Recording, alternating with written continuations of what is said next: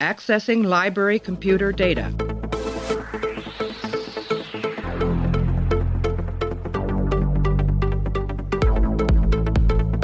Out there are no saints. Just people. Hey everybody, welcome back to the show.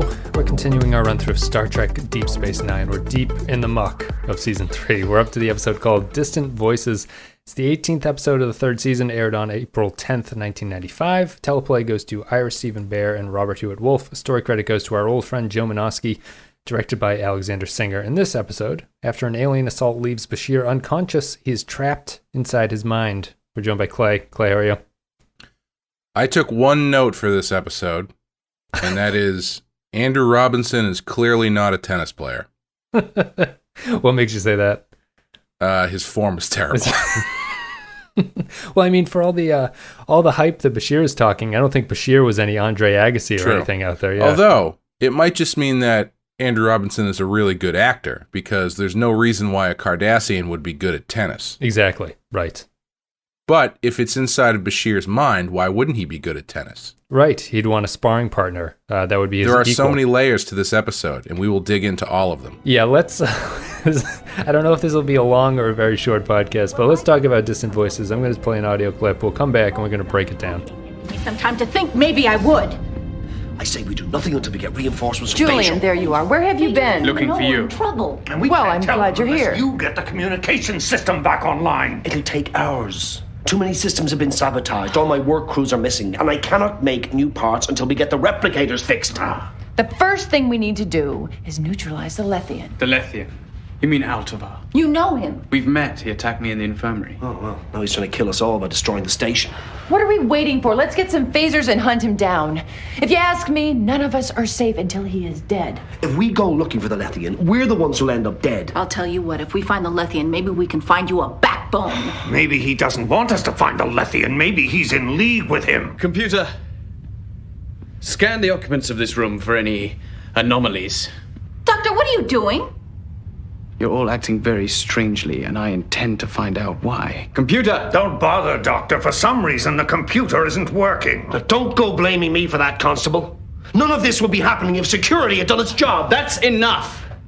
All right, Clay. So the way I'm going to lead into this is by saying that I went to college with our mutual friend Sean, and me and Sean took a video film course for avant-garde filmmaking, and we watched a lot of avant-garde movies.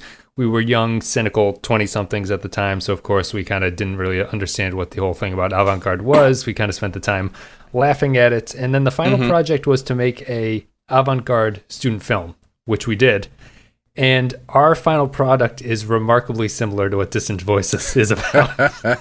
And Do you still have that? I'd love to see it. I do have it, yeah. I have it on YouTube. I'll share it with people. I'll put a link into this video, but it is... $100 Patreon tier gets you the student film. That is not a marker of quality for this episode. It is more the fact that this episode functions on the level of a bad student film. So let's get into Distant Voices. You sound like you didn't like it. I didn't hate it, but I was not really engaged by it. It actually, the whole time I was watching it, do you remember a movie that came out, I want to say early 2000s called Identity with John Cusack? I think it sounds familiar, but I don't think I've ever seen it. So it's actually a pretty fun movie. I mean, I haven't seen it since it came out, so maybe it doesn't hold up. But the plot is basically a bunch of strangers all end up at the same motel. Oh, is it a motel? Yeah, it is a motel. I do know that movie. Yeah, and a bunch of murders start happening, and et cetera, et cetera, et cetera. And, you know, they all end up, turns out they're all connected. It's kind of an Agatha Christie thing. Except the twist is that the motel and all of the people at the motel are inside of the mind of a crazy man. Yeah. And they are all like different personalities that this guy has. And at the time, I thought that was I mean, you know, I wasn't expecting that. So whether or not that's a good twist is debatable, but at the time it was an interesting way to end the movie. This felt like that movie if 5 minutes into the movie, they were like, so we figured out that we're all part of the same guy's crazy brain. And then from that point, you're just kind of like, well, what the hell are we doing here, I guess? Because I don't know. I did not find anything that they were doing in this episode interesting. No. The one of my notes that I wrote down is that, where the hell is it? I probably wrote it down. It's an avant-garde idea smashed into the dumb, and dumb is in quotes, Trek storytelling model. Mm-hmm. So the script here, the script writers and the production team don't respect the intelligence of the audience in this one. Like it's clearly it's a Minosky script. The Minosky theme is always his concepts are better than his execution. Always, like across the board, except for Darmok, maybe that's like his pinnacle achievement. But Minosky scripts are always this weird identity questioning schism between reality and what you're seeing in the episode. And Distant Voices is an attempt to do that, but it doesn't do the avant-garde respecting the audience, trying to challenge you in any way because it's a Star Trek episode. So they explain 10 minutes into the episode what everybody means, what all the personalities are across the board. Yep. And then the rest of it is just the bad guy capturing the personalities, which doesn't amount to anything. There's no reason that doesn't impact Bashir at all. Like he doesn't suffer because his personality traits are being taken away from him. Right. He doesn't even really suffer because he's getting older, because he solves the problem. He doesn't lose his mind as he's getting older. He just solves the problem. He's just slower. He breaks his hip at one point. That's the extent of it. And I feel like he breaks his hip like 4 times. He also... He falls over like 3 or 4 times, and every time he's like, "Wow, I'm old." And then the next scene, he's fine. He walks off a broken hip very easily in all of these episodes and all of these other motions. But that's my big problem. I think the episode is insulting on some level. That it's like, I'm not going to say this is a great idea. A lot of stuff, as you've said, like the Identity movie, have done something along these lines. My student film was the same idea. That's how I'm expecting royalties, but. It's really boring after they make the reveal. And I'm on board for the first 10 minutes when it's kind of a weird pseudo horror thing going on. Mm-hmm. And then after that, it's just like, I don't care anymore once they reveal what's going on. Yeah. And they continuously undercut their own premise too. Cause like at the end after Bashir comes back, there's that little like coda at the end where with him and Garrick again, and he's like, yeah, that guy didn't even make it. He was a pretty dumb villain. He got arrested almost immediately. And it's like, what? So what was going on here? Like, there's no, I don't know. Just about surviving. Just about surviving the attack, I guess. You know? Yeah, I don't know. It just seemed kind of pointless. I think it's at the end. I think it's bad form when the opening cold open sort of bluntly lays out what the theme of the episode is going to be about. You know, like when you introduce it in a non-subtle way, which is like Bashir is just afraid of getting old, I guess is the point of this episode. Because, I mean, doesn't that kind of show you how little we know about Bashir at this point, that they just kind of give him a generic "I'm afraid of getting older" fear, and he doesn't have anything else outside of that. But did you find that him getting old actually like mattered though? I don't remember, unless I'm just blanking. Was there a? It just seemed like something that was happening and not really something that was overly affecting his state of mind. Because like once the villain becomes revealed, he ends up just like, you know, battling the villain while he continues to get old. Like it didn't feel to me, again, unless I completely missed it because I may have dozed off. It didn't feel like the getting old aspect really added to the stress, like the character-based stress of Bashir. It just seemed like a physical transformation. No, it's a purely... It almost feels like they had gone through it and they realized that they didn't have enough stakes there. Like they felt they needed to artificially inflate the problem because, as you say, you didn't miss anything. He does not suffer from losing his personalities and getting older. It slows him down. Yeah, I didn't think so. That's about it. Like he's slower getting from place to place, but it's all in his mind. His mind solves the problem. It's not like he develops Alzheimer's and starts to like lose touch with reality on some level. So to me, it just felt like it was just like this extra stuff that you didn't really need. The only thing I appreciated about it is that there's a middle stage where Bashir is a dead ringer for Reed Richards. Yeah. He's got the gray on the sides and the You know, brown it's comb funny. on. I was surprised to hear that he was only turning 30 because I assumed he was older. Yeah. And like the first iteration where they just kind of gray the side of his hair, I was like, yeah, that looks right. That looks about how old I thought he was. He looks like he's got a very presidential candidate look when they started him off in the aging. He's got this sort of regal. He's got the Romney hair. That's right. I mean, let's talk about, because I don't know. Is there something else you wanted to talk about? Like, I guess we should talk about the sort of mechanics of this episode because it's kind of garbage. But the thing is, Bashir is stuck in his own mind. He gets psychically attacked. He wakes up in the station that's isolated and empty. The best part of the episode, maybe outside of the very final scene, is the direction and shooting of the empty station, which I think is pretty effective. I like episodes that show you the station from a different angle and a different perspective. And I think the directors had fun with that early on here. Eventually it breaks into Bashir runs into all the crew members who are members or parts of his personality, and they're supposed to be like Dax is his impulsive side. I guess Odo is his paranoia. O'Brien is his cowardice, I guess. Yeah, I really like that scene because they're all in that room and Kira's like, man, you're really made up of a bunch of assholes. She's a jerk, she's a jerk, she's a jerk, I'm an asshole, and he's a coward.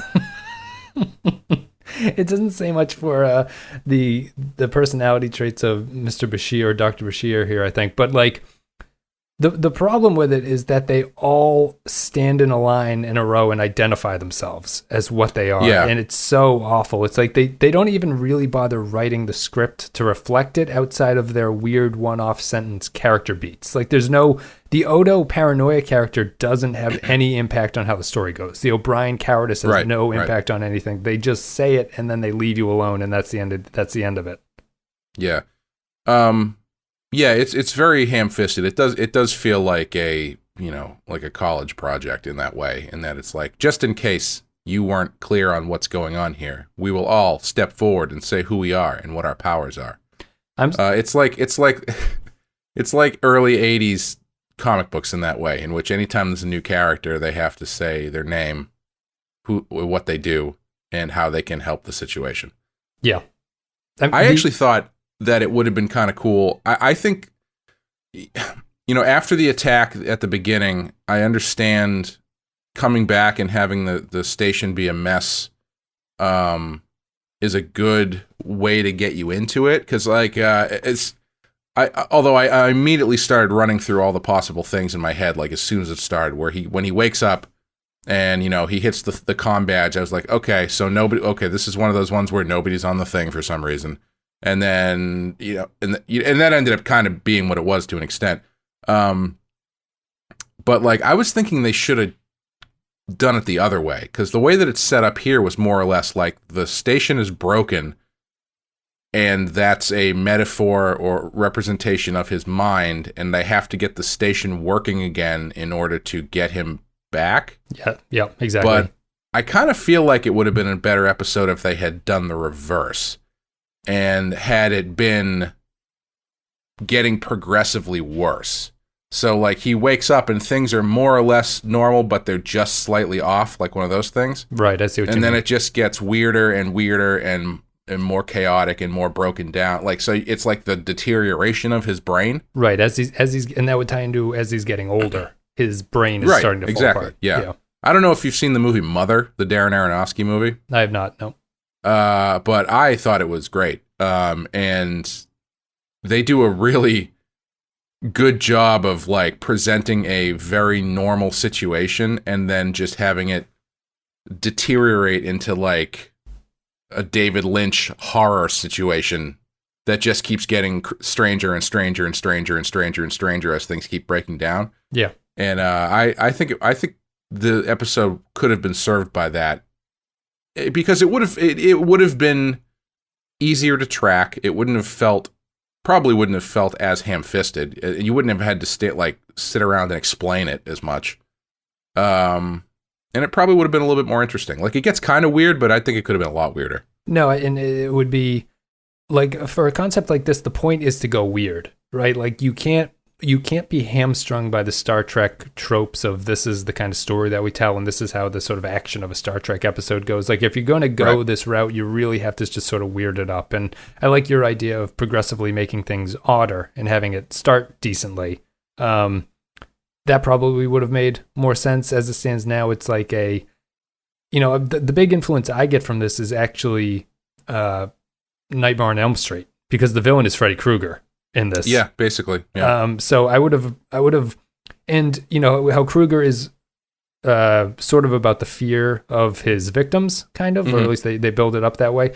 This guy is kind of doing that, except he's doing a really lame version, which is low self-esteem on Bashir's part, where Bashir is not confident in his ability, and the guy is trying to play off of that. And then Bashir, by the end of the episode, he's like, you know what? I was a great tennis player, but I'm an even better doctor.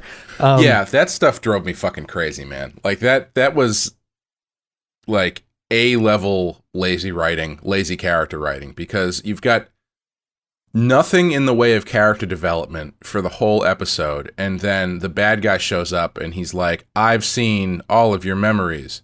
I know that you could have been a great tennis player. Couldn't you have? And you're like, what? He's a fucking tennis player? Right. And then he's like, I know that you purposely answered that question wrong on your doctor test, didn't you? And it's like, okay, all right. Like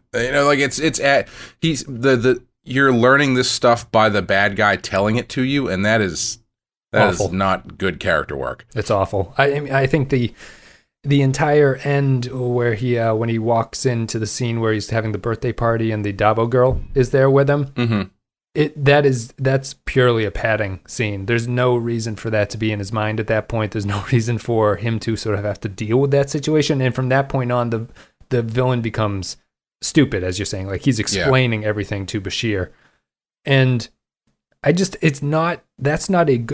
that's a weakness of Bashir as a character at this point, because they don't have anything that they can really build off of him that's why his concern is so generic, like getting older and not being good at tennis or something stupid. Like there's nothing. They try to come close a little bit where they have the Dax thing where he admits his feelings for Dax. He's like, I really like her, but I'm content at this point to be friends, which is maybe the only moment of character development that is built off of something that we've previously seen. That's fine, but they don't focus on it. They're more concerned with the tennis. Why wasn't the Dabo girl? Why wasn't that Dax? Yeah, Dax. It should have been Dax. Yeah, that's such a layup. And I mean, it does it. And you're inside his brain, which is more or less a dream sequence. So there's no reason that just because she was there as part of his, psyche or whatever, she can't also be there. Because at that point, the villain's controlling everything. So why not repurpose her in that way that she was mentioned at the beginning of the episode, and specifically in a situation where you're calling out the fact that he has feelings for her? Yeah. That seems like a no-brainer to me. Seems like a no-brainer to me. The other thing that kind of ties in at the end is Garrick. I do like the way that they flip it around at the very ending scene where Garrick is saying that Garrick was the villain in Bashir's subconscious, and that Garrick is proud of Bashir for realizing that. That's fine. That works and builds off of something. But go ahead. Sorry. Well, I just want to say O'Brien as cowardice doesn't work. Odo as paranoia works on something like that. Feels like Odo, but the rest of it is just not really great. Kira doesn't work for me. Anything like that. I was just going to say, I would like to call out now, because I was going to mention it in the next episode as well. I think Andrew Robinson's reaction shots are a goldmine. Like he's a really great actor, and he's a good actor. Yeah. Every time that they need to, I'm sure they do coverage on him specifically because they know that they can cut to him at any point if they have to, and he's always got this really weird, funny look on his face where he looks like he's engaged in the situation. Yeah. He's really good at that. Compare that to, well, we can get into the next episode, but compare that to the reaction shots of Sisko's wife, and yeah, and anyway. Robinson does well because of he's acting through makeup too. Like the Cardassians have pretty substantial facial makeup on. They're not Klingons or anything like that, but they're pretty, or Ferengi, but they're pretty intensive in their makeup. And I was talking about this with someone else, patron Brad, I think. We were talking about Jeffrey Combs does a lot. Yeah. He does a lot of DS9 work. You haven't seen any of the episodes that he's been in, but he eventually becomes a very prominent recurring character. Is he the blue guy, or is that who he was on TNG? The blue guy. He plays a blue guy on Enterprise. Oh, it's Enterprise. Okay. Yeah. He plays the Andorian, the guy with the antenna. Yeah. He's the lead in Reanimator, I think, Jeffrey Combs. And Combs, let me know what you think about this, and I think that this applies to what you were saying here with Andrew Robinson. The best Star Trek actors, or maybe supporting actors would be a better way to say it, is the ones who they are people who bring a little bit of camp to it, but it doesn't overwhelm the performance. But they are a bit too broad. It works through the makeup, but it works for Star Trek when they're a little bit hammy, but they know how to pull it back, and they can also do serious at the same time. But their general baseline is like 5% above normal into camp, and they stay there at that level. I think it works really well for Star Trek. Oh, 100%. Yeah. I mean, so the makeup can be so limiting that, having the presence of mind to be able to control how much you can dial it up that's not easy. That's a difficult skill to have, and those guys are good actors. It's too bad. I mean, at this point, he had probably been under makeup more times than he wanted to be. But it's too bad that Tim Curry never had a role on Star Trek, because he would have been a great Star Trek villain. Yep, that would have been the same kind of like idea. Christopher Lloyd. Christopher Lloyd's a fantastic Star Trek villain. Yep, because you put him under all that Klingon makeup and Search for Spock, and he can still dial into the Christopher Lloyd thing enough where it all comes through. Right, and that's where that's the movie that started to sell the Klingons as operatic Shakespeareans, right? I think he sort of plays it that way in a way that they hadn't been played before, which is a very sort of hammy, in a way it's a hammy performance. Even Montalban, too. I mean, Montalban is a ham and a half, but I mean, it works for that character, Yeah, exactly. Let's see, Distant Voices. Did I have anything else here? No, I like the direction. Reed Richards, I mentioned that, smashing the dumb thing. I don't know, is there anything else you really cared about in this episode that you want to talk about? Not really. I felt I had something, but I can't remember. Sorry, go ahead. No, I was just going to say, I don't think it's I would agree with what you said. I think the concept is much better than the execution. Because they make such a big point of offing all of these characters, and then Kira, they just pan by as she's dead on the ground. There's no connection to any of these psyche characters to Bashir, and like you said, there's their removal doesn't affect him at all, and it's just not a very well realized episode, unfortunately, because it could I like the weird Star Trek ones, and this unfortunately was on the lower end for me of those. Yeah. I was reading one review that said, the scene you were talking about where the crew members all reveal what personalities they are. Did you watch Frame of Mind with me? Frame of Mind, the TNG episode where Riker goes crazy? Yes. They have a scene there, a review was saying, that does more in like 3 minutes than this entire episode. It's the one where Riker imagines Picard, Worf, and Deanna as part of his mind, like when he's talking to them in the insane asylum. Yep. Mm-hmm. And that is an episode that treats it respectfully, because the characters are representing different aspects of an archetype to Riker. Like, they don't come out and say it, but Picard is like the disciplinarian, sort of in charge person. Troy is his emotional aspect, and Worf is his anger aspect. Mm-hmm. And that works. And it's better in 2 minutes of that than this entire thing is, where the characters don't feel like they're really appropriately set to a personality trait. It's like, couldn't they have just... I feel they could have used better personality traits to describe it. It feels like they had a list of traits and they had to assign them to the characters as opposed to naturally working them from those people. Yeah, I also feel like the situation in which they're introduced is not helping, because you're introducing these characters, you're still trying to keep the they haven't revealed what's going on yet, so they're still trying to keep some of the mystery there. So when you see them the first time, they're reacting to the situation as those characters would react to a problem on the station, and that adds a level of everybody's sort of on the same intensity level that kind of takes away from what they're trying to do. If it had, I don't know if that makes sense, but like, so you've got Odo is acting what is Odo? What's Paranoia. Paranoia. That's what he's supposed to do, but he just comes off as Odo would come off in a regular scene given the situation. Yeah. That makes sense. Slightly whinier, but he's not acting totally out of character for what right. He And same with Dax. I mean, like they weren't so clearly defined in each of these traits that it really stood out. And I think everyone just seems a little bit angry. Like that. Yeah, exactly. Yeah, I guess. Yeah, that's what I was trying to say. More or less, it's like everybody seems kind of angry. And even O'Brien he's coward. He's being a coward, but he's still kind of angry about it. Yes. Right.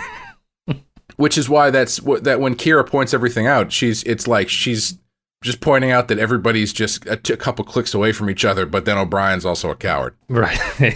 And in Frame of Mind, if I remember correctly, Riker's interactions with those with Picard, Worf, and Troy are all based around himself, right? Yeah. Yep. Yeah. So that way they are kind of mirroring. They're giving back to him his own perspective. His own perspective and traits, whereas Bashir is actually entering into an external situation. Yeah, that's true. And so these characters are reacting to this external situation, not reacting to Bashir. However, I think you could pull that off. I just think the characters would need to be more clearly defined and probably dialed up a little bit more in how much they're going for whatever trait they're supposed to be, you know? Well, you need more dream sequency type interactions. Like the one where Bashir runs into Quark in the bar. Those are the kind of scenes that you need to have with the other characters. Like what they're basically doing is just having a normal conversation with each other, except they have names like the Seven Dwarfs, where it's like sneezy, bashful, and whatever, and you're supposed to just sort of link them together. But if you had more Quark-like interactions in a weird, dream, surreal world where, you know, everything is a little bit off and they don't feel totally right, like they spend too much time in this episode discussing the fact that they don't exist. The characters are aware of the fact that they are not real, and that ruins the dreamscape for me. Like you need to believe in this dreamscape. It's not a holodeck program; it's Bashir's mind. Right. And I think if the problem had been, well, I guess it was directly linked to Bashir, but I guess if it had been, because again, they explain everything so quickly that you find out that it's linked to Bashir, but it's very literally linked to Bashir. If it had been a problem that Bashir is himself feels personally affected by, not in the literal way that it is, but like, God, geez, how do I explain this? That it's just like a problem he's mulling over or something? Yeah, like the situation that is specifically something that Bashir would react negatively to. Right. So basically, like, so you can, it's a situation that directly affects Bashir, and you can see how all of these characters would represent his approach to that situation. Right, not just the generic getting older problem, you mean? Yeah, I think that's kind of what they're trying to do, but I don't think they do it very well is the problem. Right, exactly. It becomes, the episode is okay if they focus on that, and instead they focus it onto the station is going to blow up type storyline where we need to hustle to the end to get to our solution. And it's not artistic enough. It's not creative enough of an idea. It's something that you could really go places with, and they just end up going nowhere with it. Yeah, I mean, even if the problem was that they were focusing on was that Bashir was getting older, you know, that's something where it's affecting him directly, and you can see based on how all of these other characters are reacting to him, that would be representative of his feelings on the subject. Whereas the problem with the station, though they say, oh, the station is linked to your psyche, blah blah blah blah, like it's not as relatable. Yeah, as something that's personally happening to him would be. You know what I mean? Yeah, so I mean, the growing older we've talked about has been a trope in the movies for all the characters, like how growing older and change is a big deal. Bashir is just problematic because they take no specific direction towards getting older. Like Kirk doesn't want to get older because he believes he's becoming irrelevant. Yeah. Picard feels like things are changing beneath him and he's losing his family. Bashir doesn't want to get older because he doesn't want to get old. Like there's nothing else outside of that. There's no fear of losing his surgeon hands or anything like that. He's just like, I'm 30. I don't want to be 30 anymore. I'm 29. I like being 29. Yeah, pretty much. But isn't that the most relatable thing ever though? Pretty probably. I'd have to pull a visionary and go back 5 years in time, I guess, to see where I ended up, what I felt like when I was 29. I just remember 30 was when physical problems started appearing. Yeah, it's like a friggin' switch, isn't it? It is, yeah. I do remember at the time not thinking it was going to bother me until after it happened, and then I was like, oh, I guess I never really thought about this, but yeah, it is kind of weird. Another day ticks by. Yeah, I started having like neck nerve problems. It's just like your body doesn't heal itself as quickly and stuff like that. It's when all the problems just started appearing for me. Just the whittling of the body away, I suppose. Yeah. Let's see. I think we're done with this one. I don't think there's too much. We talked about it for Don't get old, kids. We talked, and if you do, don't run into a Freddy Krueger. What'd you think of the alien's makeup? I actually like the alien makeup in this. Oh, I did not like it. You didn't like it? Okay. No, it seemed like maybe it was less his makeup and more his voice. I didn't think his voice was weird enough. No, it wasn't to go with the makeup. I liked the shots of him when he's in the dark hallway. I think he's pretty creepy in that, but he's his voice certainly was a mistake. We're going to play an audio clip. Me and Clay are going to come back, and we're going to give our final thoughts. We'll read some patron thoughts, and then we'll wrap it up. You've put up an entertaining struggle, Doctor. Well, I'm glad you enjoyed yourself. Now it's time to make things easy on yourself. Oh, you mean just give up? I don't think so. Why not? Isn't that what you've always done? Remember, Doctor, I am inside your head. I know all about you. When you were younger, you wanted to be a tennis player, didn't you? All right, guys. So if you support the show on patreon.com/the Pensky File, you can leave your thoughts about upcoming episodes, and I'll read them on the podcast, and me and Clay will make fun of you. So how many of the thoughts about this episode are just, what do you guys think of the new Discovery trailer? These all came before then, unfortunately, so we'll have to wait till another episode to touch on that. But people should go watch the Season 2 Discovery trailer if you haven't done that yet. Let us know what you thought. Distant Voices, Stephen Cobb says, pretty standard lost in their own head, lost in someone else's head, warp bubble episode. Perfectly okay, made a bit better by Garrick's presence. I'm probably more negative on it than Stephen is, but I think it's less than an okay episode.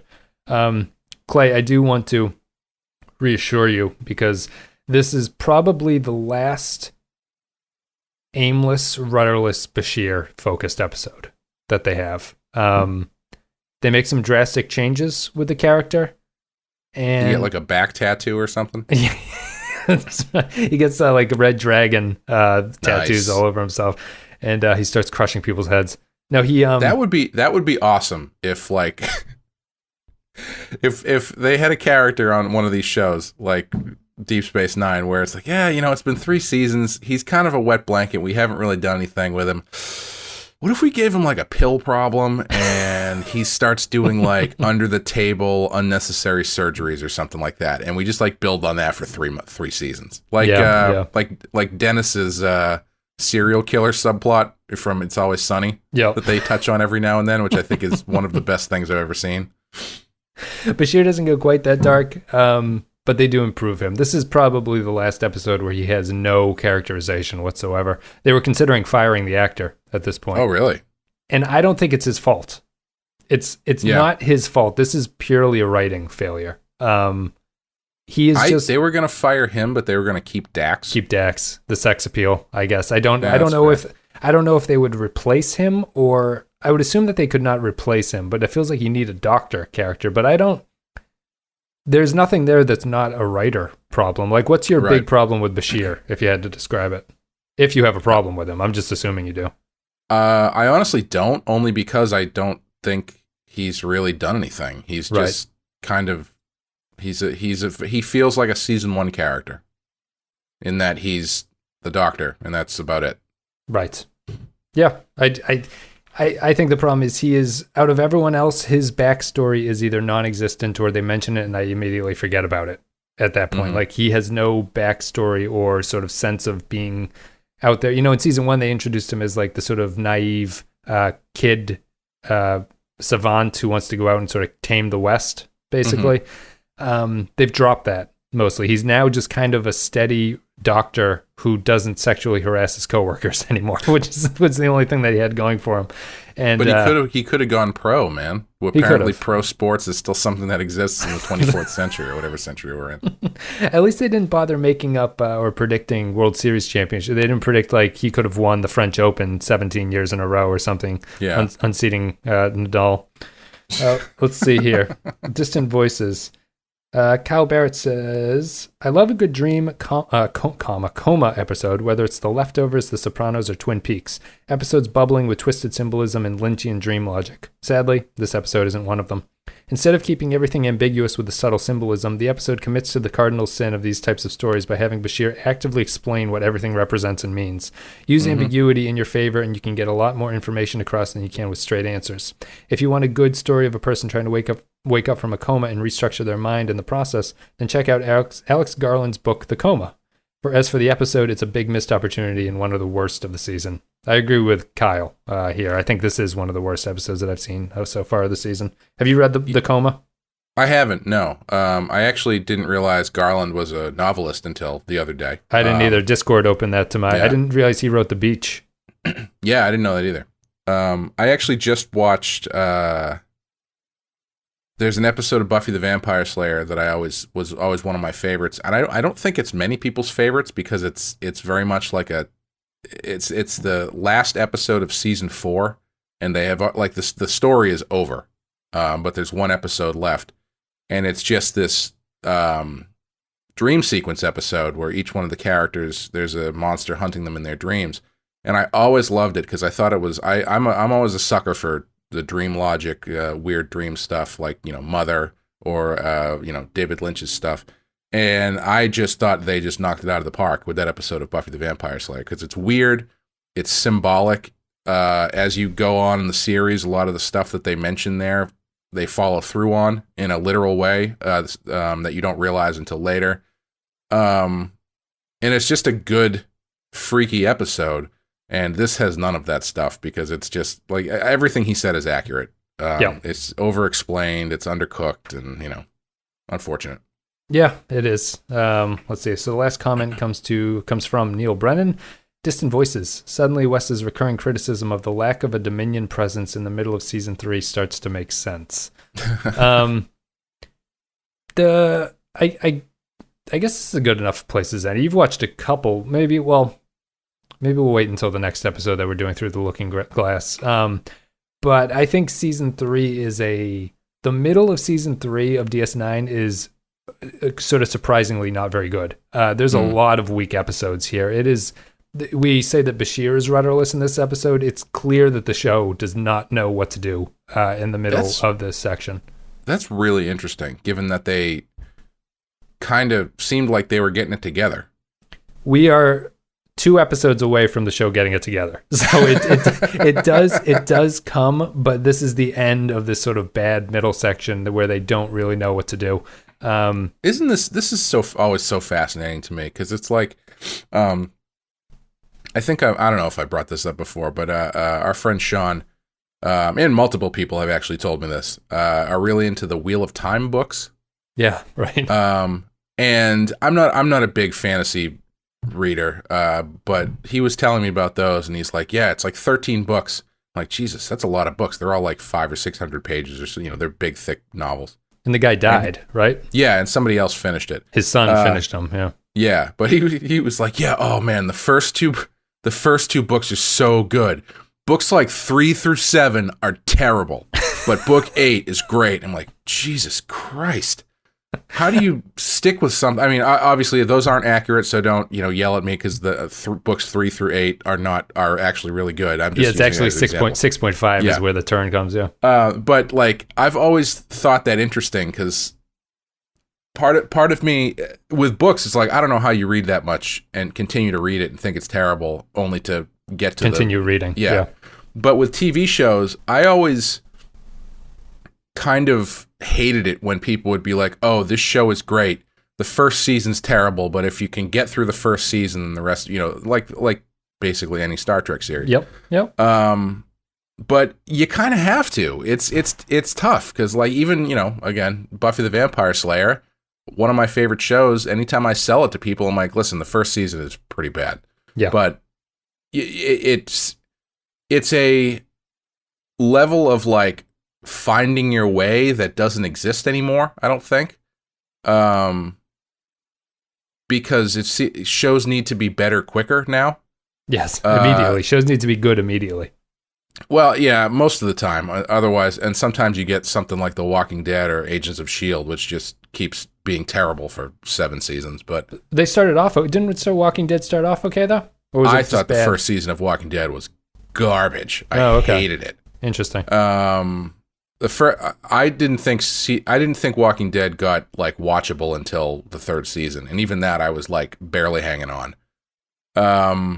And they only got it together for about half a season, and then it went in the toilet again. That's just my personal opinion. But yeah, it seems like shows need to be better faster. So it's interesting with these older shows, and older great shows too. Like X-Files is the same way. You know, it's X-Files like season 1 of the X-Files kind of sucks. Well, I mean, the Star Trek Reddit is funny because someone will come in and they'll be like, "Hi, I'm a 13-year-old." Male who's never watched Star Trek, but I watched an episode of TNG and I thought it was pretty good. Like, do you want to recommend which ones I watch? Someone inevitably it's a focused subreddit, so people are going to be like hardcore for Star Trek, but people will always be like, you have to watch every single episode because they are all fantastic. And it's like, I understand, but it's what you're saying. Like, if you don't watch the early seasons of DS9, it's hard to get, because you don't have that concentrated character establishment that modern shows have. You only really get to know the character by being bathed in mediocrity. You know what I mean? Like, you need to sort of swim in this sort of sea of mediocre episodes for a while before the show really starts to figure itself out. It's more impressive that it takes... It's probably the churn that they were going through that they couldn't take a second to sit back and say what's working here. They just had to get through the episodes as they were coming along. Right. And it's a little bit, the surprise to me is that it takes so long for some of these series to collect themselves. Like every Star Trek series takes 2 seasons to get going. The 3rd season is when they kind of pull it together. Yeah, I think it's something that's pretty like that old style and the modern change, I feel like it's something that's fairly standard across all media now too. Like music, back in the 70s or so when albums were albums at their height, you'd have bands signed to like five record deals where, you know, the first 3 albums aren't very good, and then the 4th one they just, you know, figure it out and turn into this amazing band. Nowadays, you do one shit record, you are done. That's even if you get a record, you know? Yeah. And comics are the same way. There used to be comic book series that were, you know, people weren't really buying it, but it was around for multiple hundreds of issues. And you'd have every now and then it would hit something that was really great, and then, you know, the creative team would change and sales would go down and blah blah blah blah. But now it's, you know, comics are a lot. I'm not going to get into it, but it's. I think there's less money overall, probably too, is the problem. Yep. So it's a lot harder to take a chance.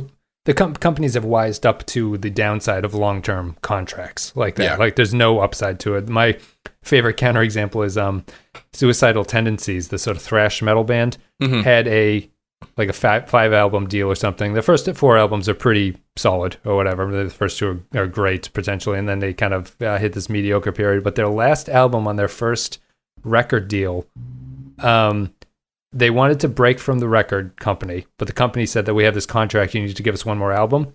The album they came out with is probably their worst. Every single song title has the word fuck in it, basically.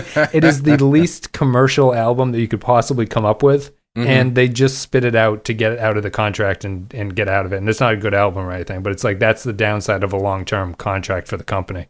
Yeah, my favorite example also is Neil Young, who did something similar, where he didn't make it, you know, obscene or anything, but basically he got signed to a long record deal, and he made 1 album that was very much unlike anything he had ever done before, and the record company sued him. because basically the idea was like, we thought we were getting, we wanted the Neil Young, the brand, not the artist. So they wanted like his classic name. stuff, but he was doing what he was into. And so they tried to sue him, and I don't think that they won, but he was still stuck in the record contract. So he put out like 3 albums that were absolutely, basically nobody was going to buy them. I'm sure he had a ton of fun doing it, but like he did one album that was just like a rockabilly album. He did another album that was entirely electronic. Elevator Jazz by Neil Young. Yeah. What's that? Elevator Jazz by Neil Young. It's just it's actually really interesting. It's an album called Trans. And it's entirely like synth driven, like the vocals are synth and the music is synth and everything, and it's not very good. It's a tough listen.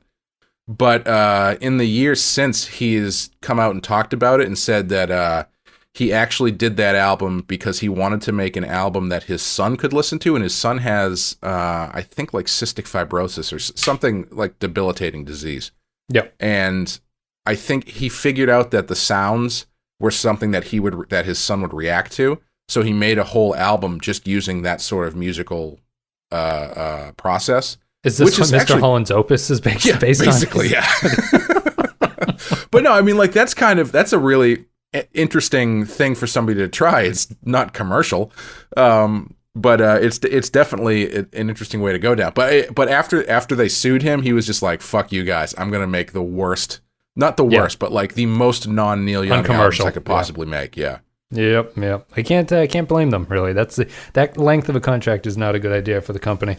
It's not a good idea for anybody. Anyway, let's see here. So those are it for Distant Voices. We'll give our final thoughts. I'm going to go first, Clay. I'll just say that I agree with Kyle. This is one of the worst episodes of the 3rd season, in my opinion. I'm going to give it a 1.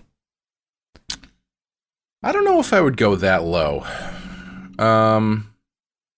Was there any moment in this episode that you enjoyed yourself? I spent the entire episode watching this saying, I'm not having fun with this. And it's like one of those, like, I just want the episode to wrap up. Yeah, I would probably agree with that. Yeah, maybe I will go 1. Yeah. Well, I mean, I don't know, because it's not like, I think it's mediocre, you know? I don't think it's actively terrible. Okay. It's... Like, I feel like I've seen episodes that were actively terrible in structure or writing, and this is like a low fine. You know, like if I had this on while I was doing something else, then I probably wouldn't really notice how boring it was. Do you think that, like, I think that the execution of the concept is so bad that it is destructive to the concept. Like, it's not. And to me, that's why it's a 1. Like, if this was a 2, I would be like, oh, they tried to do some real cool symbolism stuff here. And a lot of it didn't work, but it was okay. I don't think they even tried here. It's just like, this is our idea. Here's a plot that has nothing to do with our idea. Yeah, I mean, I won't argue with you there. That's pretty accurate. I guess, yeah, I'll go 1.5. Sure, that's fine. Let's see. I think that's it. So Clay will get a 1.5. I will give it a 1. Not a very good episode. It's Distant Voices. Thank you very much for everybody for listening. If you want to support the show, support the show, go to patreon.com/the Pensky File. You can go to Facebook and Twitter, all that stuff. We have a Discord channel where people are chit-chatting. And that's about it. We'll be back with Through the Looking Glass is the next episode. And then Clay will be doing that one with us. Clay, did you have anything you wanted to say before we wrap this one up? I think we did our non sequitur with Neil Young and Mr. Holland's Opus. Yeah, that'll cover it. No, just keep your ears open for Batman the Animated Series podcast coming from myself and Sean Murphy. Should be coming pretty soon. We're getting closer. Yep. It's called the Bat Ass Podcast, and you can follow us on Twitter at BATTASS Podcast. And so we should be gearing that up pretty soon, I think. Yeah, should be due soon. Most of the episodes are on Dropbox at this point. I need to do some uploading, but they should be out soon, as soon as you guys finish the first season. They'll all come out Netflix style. Yeah, it's been interesting because we were dropping the whole thing at once. And it really takes the pressure off having to record on a normal schedule.